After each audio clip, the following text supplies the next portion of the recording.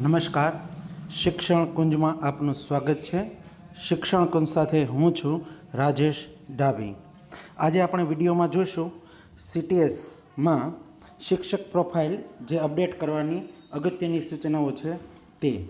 તો શિક્ષક પ્રોફાઇલમાં હાલ ફોટો, આધાર મુજબ નામ, HRPN નંબર, ભરતીનો મોડ, હાલની સ્થિતિ તથા ટેટના જે નવા ફિલ્ડ્સ ઉમેરવામાં આવ્યા છે તે અપડેટ કરવાના છે અને આ મહેકમની કામગીરી માટે અગત્યની વિગતો છે અને તમામ શાળાઓ દ્વારા તારીખ 30/7/2026 સુધીમાં આ વિગતો સ્કૂલ લોગિન કરી અને ફરજિયાત પૂર્ણ કરવાની છે અને આની જવાબદારી જે તે આચાર્યના શાળાના આચાર્યશ્રીની રહેશે। તો આ અપડેટ કેવી રીતે કરવું તે આપણે જોઈએ। તો સૌપ્રથમ ssa.gujarat.org ઓપન કરીશું એટલે એમાં શાળાનું લોગિન આવશે। આપણે લોગિન કરીશું ત્યારબાદ જે મેનુ છે તેમાં અહીં તમે જોઈ શકો છો ટીચર્સ લિસ્ટ જોવા મળશે। ટીચર્સ લિસ્ટ જે જોવા મળે તેમાં તમે જે તે શિક્ષકનું નામ હોય તેની સામે તમે જોઈ શકો છો કેટલાક ઓપ્શન છે। એડિટનો ઓપ્શન છે, ડિલીટનો ઓપ્શન છે, ઉપર નીચે એને મૂવ કરવા માટેનો ઓપ્શન છે ને એની પ્રોફાઇલ છે। હવે અહીં આપણે એડિટ ઉપર ક્લિક કરીશું એટલે તે શિક્ષકની પ્રોફાઇલ ઓપન થશે।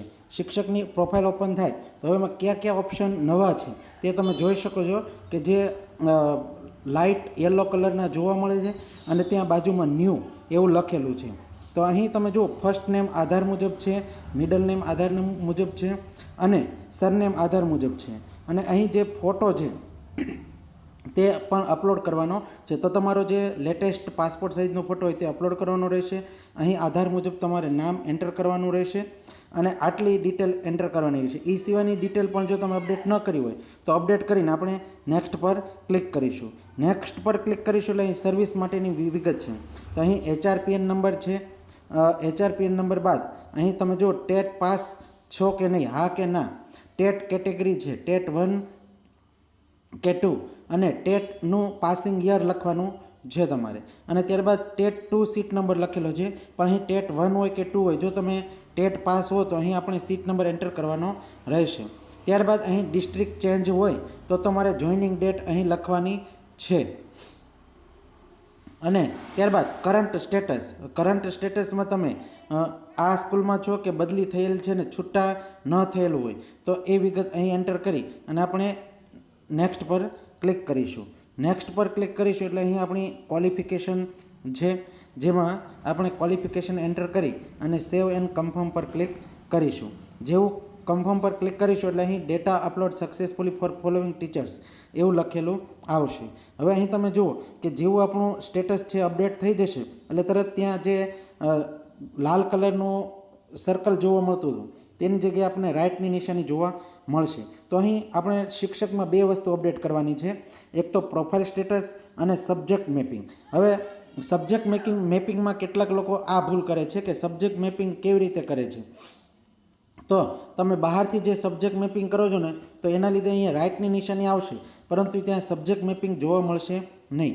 તો સબ્જેક્ટ મેપિંગ કેવી રીતે કરીશું, તો અહીં તમે સબ્જેક્ટ મેપિંગનો ઓપ્શન છે, જો અહીં સબ્જેક્ટ મેપિંગ એની સામે અહીં આ જે બુક જેવું નિશાન છે તેના ઉપર ક્લિક કરશો એટલે તે શિક્ષકનું નામ ઉપર આવી જશે। ત્યારબાદ તે ભણાવતું ધોરણ, જે ધોરણ ભણાવતા હોય તે અહીંથી આપણે સિલેક્ટ કરવાનું રહેશે અને ત્યારબાદ ધોરણ સિલેક્ટ કરશો એટલે અહીં સેક્શન આવશે।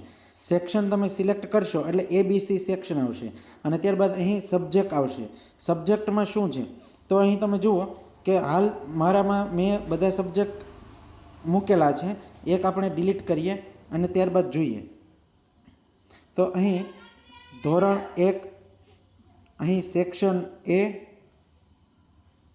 અને ત્યારબાદ અહીં સબ્જેક્ટ, તો અહીં તમે જો ગુજરાતી સબ્જેક્ટ અત્યારે મેં ડિલીટ કર્યો એટલે ગુજરાતી સબ્જેક્ટ જોવા મળે છે। તો મેં ક્લિક કર્યું ને બાજુમાં ફરીથી કર્સર આવી ગયું, ત્યાં ફરીથી ક્લિક કરશો ને એટલે ફરીથી જે બીજો વિષય હોય ને એ આવશે। તો તમે જેટલા વિષય અહીં જે તે શિક્ષકમાં સિલેક્ટ કરવા માગતા હોય તે કરવાના રહેશે।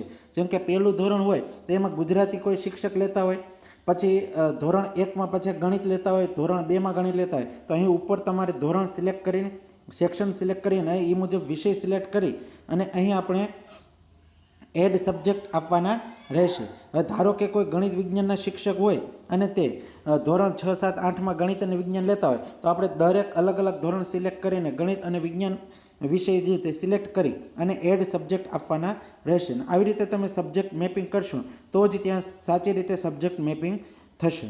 તો આ જે નવું અપડેટ આવ્યું છે તે આવી રીતે આપણે કરીશું. અને જે ખાસ ઉપયોગી છે તો તાત્કાલિક 30 તારીખ પહેલાં સબ્જેક્ટ મેપિંગ અને જે શિક્ષકની પ્રોફાઇલ છે તે આપણે કરીશું. આપને જો આ વિડીયો પસંદ આવ્યો તો લાઇક કરો, શેર કરો અને સબસ્ક્રાઈબ કરો. ધન્યવાદ.